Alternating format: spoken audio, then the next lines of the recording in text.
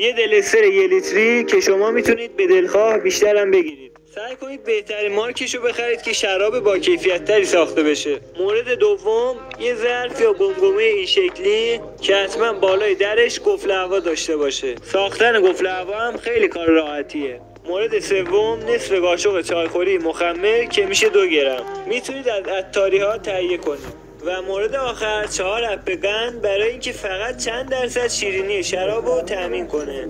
خب رفقا، آماده باشید که سرحال و پر انرژی بریم برای آموزش. خب تو مرحله اول باید دلستر خودمون رو باز کنیم و بریزیم تو ظرفمون. من این کار رو با استفاده از قیف انجام میدم که یه وقت میز کثیف نشه، چون اگه میز کثیف شه دیگه خونه رامون نمیدن و مجبوریم بقیه آموزش ها رو تو پارک محل ادامه بدیم. همونطور که میبینید وقتی دلستر خودتون رو میریزید باید یکم فضای خالی بالای ظرفتون بمونه.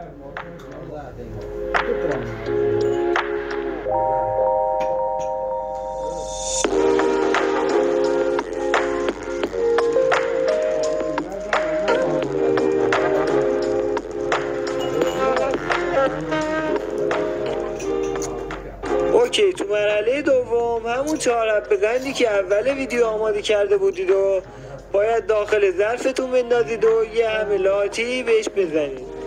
فقط سعی کنید که نذارید گاز دلسترتون بیرون بریزه.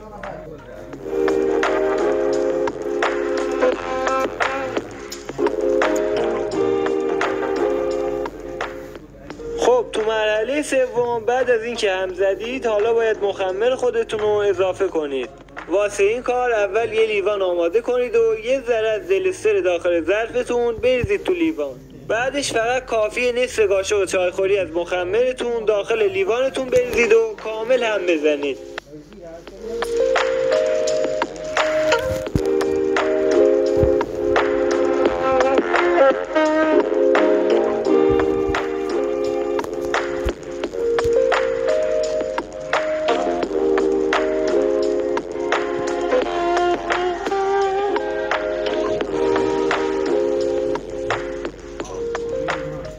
بعد از اینکه هم زدید باید 10 دقیقه به مخمرتون زمان بدید تا فعال شه.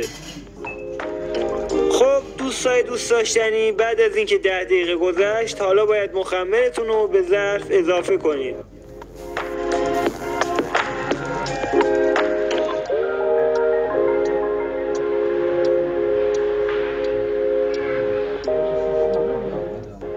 بعدش فقط کافیه یه همه ریز دیگه همینطوری که من هم میزنم بزنید.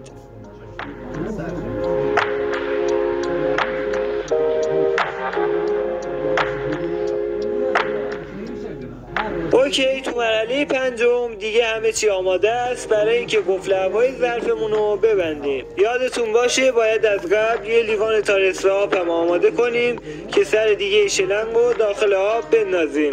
دقیقاً همون جوری که الان میبینید باید سر شلنگ قفل هواتون تا نصف داخل آب باشه که مرحله بعد به ایدئال ترین شکل انجام بشه. خب دوستان دیگه بریم برای انجام آخرین مرحله خودمون.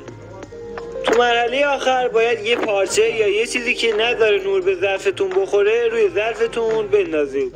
تو این مرحله باید به همین شکل 20 روز به شرابتون زمان بدید تا آماده نوشیدن باشه. دقت کنید شراب دیگه اصلا نیاز به هم زدن نداره.